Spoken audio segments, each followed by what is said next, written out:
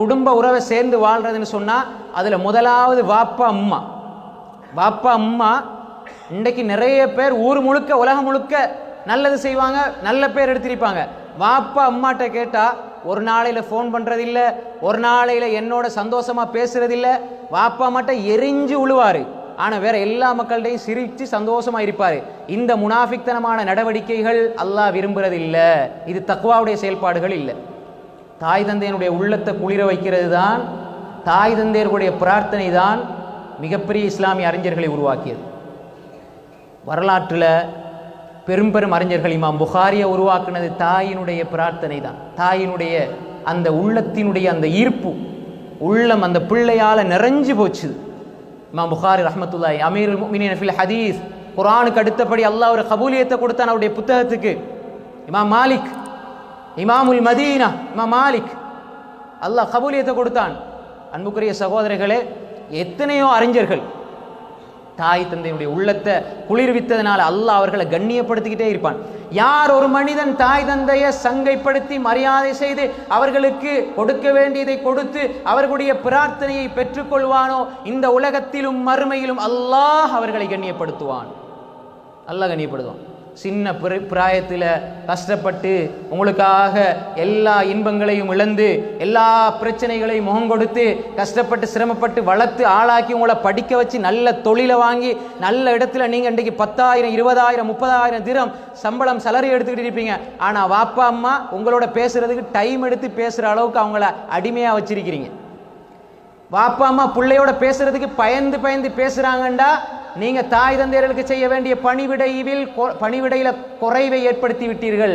தாய் தந்தையே உங்கள்கிட்ட பார்த்து பார்த்து பேசணும்னு சொன்னா எவ்வளவு அவர்கள் பயந்து பயந்து பேசுறாங்கன்னா நீங்க எவ்வளவு பெரிய அரக்கனா இருப்பீங்க. சின்ன பிராயத்தில் நீங்க டொய்லெட் போனாலும் பாத்ரூம் போனாலும் அல்லது நீங்க ஒரே விஷயத்தை 50 முறை திருப்பி திருப்பி கேட்டாலும் என்ற புள்ளன்னு சொல்லி ராவையில தாய் என்ன செய்வா, 12 மணி வரைக்கும் எல்லா வேலையும் முடிச்சுட்டு திரும்ப 3 மணிக்கு சஹரு கிளம்பணும். ஆனா 2 மணிக்கு புள்ளாலும் அந்த பிள்ளையும் பார்த்துக்கிட்டு நோம்பையும் பிடிக்கிற அந்த தாய் அப்படி வளர்த்து ஆளாக்கி விட்டால் இன்று நாங்க தாய் தந்தையர்களை உதாசீனம் செய்கிறோம் என்றால், அன்புக்குரிய சகோதரிகளே, அல்லாஹ் ஒரு காலமும் தாய் தந்தையர்களை பகைத்து கொண்டவர்கள், தாய் தந்தையர்களை நோகடிச்சவர்களை அல்லாஹ் விரும்ப மாட்டான். அல்லாஹ் ஒரு காலம் விரும்ப மாட்டான். அல்லாஹ் தீர்ப்பா சொல்றான். தௌஹீதுக்கு அடுத்தபடியாக ஒரு கடமையை அல்லாஹ் சொல்வானாக இருந்தால் அல்லாஹ் இந்த பிள்ளை தாய் தந்தையர்களுக்கு உபகாரம் செய்யறது அல்லாஹ் சொல்றான். வஅப்துல்லாஹ் வலா துஷ்ரிகு பி ஷையன் வபில் வாலிதைனி இஹ்சானா. அல்லாஹ் வணங்குங்க, அவனுக்கு ஷிர்க் வச்சிராதீங்க, பெற்றோருக்கு உபகாரம் செய்யுங்க. அல்லாஹ் தௌஹீதோட சேர்த்து சொல்றான். அனிஸ்குல்லி வலி வாலிதை, எனக்கு நன்றி செலுத்துன்னு அல்லாஹ் சொல்லி போட்டு உங்களோட பெற்றோருக்கு நன்றி செலுத்துங்க அல்லாஹ் சொல்றான். அன்புக்குரிய சகோதரர்களே, தாய் தந்தையர்களோட அன்பாயிருங்க, இரக்கமா பேசுங்க, அவருடைய தேவைகளை பூர்த்தி செஞ்சு கொடுங்க, அவர்களுக்கு முக்கியமான அள்ளி கொடுங்க. உலகத்தில் உங்களுக்கு கிடைக்கிற மிகப்பெரிய பாக்கியத்தை உங்களது தாய் தந்தையர்களுக்கு கொடுத்து அழகு பாருங்கள். எனக்கு பெரிய ஒரு சொத்து கிடைச்சிருக்குது, என் நண்பனுக்கு கொடுக்கறது அல்ல பெரிய விஷயம், அல்லது எனக்கு பிடிச்ச மனைவி கொடுக்கறது அல்ல பெரிய விஷயம்.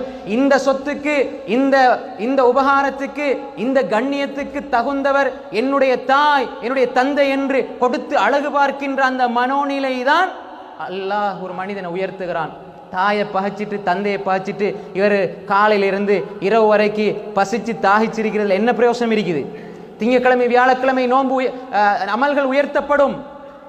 யார் உறவை துண்டிச்சு வாழ்றாங்களோ அவங்களுடைய அமல்கள் உயர்த்தப்படாது. அப்ப தாய் தந்தையர்களோட பகைச்சி இருந்தா, சாதாரண உறவுகளை பகைச்சிருந்தாலே நன்மை உயர்த்தப்படாது என்றால், அன்புக்குரிய சகோதரர்களே, தாய் தந்தையை பகைச்சி இருந்தா எப்படி அமல்கள் உயர்த்தப்படும்? எப்படி எங்கட ரமலானுக்கு ஒரு பலம் இருக்கும்? எங்கட நோன்பு எப்படி அது ஈமான் இஹ்திசாபோடு இருக்கும்? எனவே தாய் தந்தையர்களோடு கண்ணியமாக இருந்து கொள்ளுங்க. அன்புக்குரிய சார், அவர்களோட பாசமாயிருங்க, அவர்களுக்காக பிரார்த்தனை செய்யுங்க. சின்னத்தில் என் வாப்பா கஷ்டப்பட்டார், என் உம்மா கஷ்டப்பட்டாங்க, ஆனால் இன்றைக்கு நோன்புல நான் நோன்பு பிடிக்க போறேன். சென்ற வருடம் நோன்பு காலத்தில் என் வாப்பா இருந்தார், இப்ப இல்லை. 10 வருஷத்துக்கு முன்னால சஹருக்கு என்ன எழுப்பி சாப்பிடுன்னு நோன்பு பிடிக்க வச்ச என்னுடைய தாய் இன்று என்னோடு இல்லை. 20 வருஷத்துக்கு முன்னால என்ன எழுப்பி கஷ்டத்தை சிரமப்பட்டு நீ நோன்பு பிடி வாப்பா நோன்பு பிடி என்று என்னை தாளாட்டி சீராட்டி எழுப்பிய தந்தை இல்லை, தாய் இல்லை. ஆனால் நான் இன்று நோன்பு பிடிக்கின்ற பாக்கியத்தை எல்லாம் தந்திருக்கிறான்டா. அந்த ஒவ்வொரு நொடியிலும் அந்த தாய் தந்தையர்களுக்காக பிரார்த்தனை செய்யுங்கள். இப்ப அவர்கள் உயிரோட இல்லைண்டா, என்ற சிறு பிராயத்தில் இருக்கும் பொழுது தாய் தந்தையர்கள் கஷ்டப்படுறத, மண் தூக்குனதை, வயலுக்குள்ள கஷ்டப்பட்டதை, சட்டி முட்டிகளை தூக்கி கஷ்டப்பட்டதை, வேற வீதி ஓரங்களில் படுத்துறங்கிய காட்சியில் நான் சின்னத்தில் கண்ணால கண்டேன். ஆனா இன்று நான் அந்த தாயினுடைய தந்தையினுடைய கஷ்டத்தில் படிச்சு ஆளாகி இந்த நிலைக்கு வந்திருக்கிறேன். கையில காசு இருக்குது, ஆனா தாய் தந்தையர்களுக்கு செலவழிக்க தாய் தந்தையர்கள் இல்லை, அவங்க மண்ணுக்கு மேலே இல்லை, மண்ணுக்குள்ள இருக்கிறாங்களே. இப்ப நான் என்ன செய்யறது என்றால், தாய் தந்தையர்களுடைய பேர்ல சதக்காக்களை செய்யுங்க, சதகா ஜாரியா நிலையான தர்மங்களை செய்யுங்க. கியாமத்து நாள் வரை அவர்களுக்கு நன்மை போற அளவுக்கு நீங்க செய்யுங்க. அப்படி அந்த காசு பணம் இல்லைன்னு சொன்னா உங்களோட பிள்ளைகள், நீங்க தாய் தந்தையர்களுக்காக இஸ்திக்பார் செய்யுங்க. இந்த ரமலான்ல இஸ்திக்பார் அதிகமா செய்யுங்க, தாய் தந்தையர்களுக்காக துஆ செய்யுங்க. அதே மாதிரி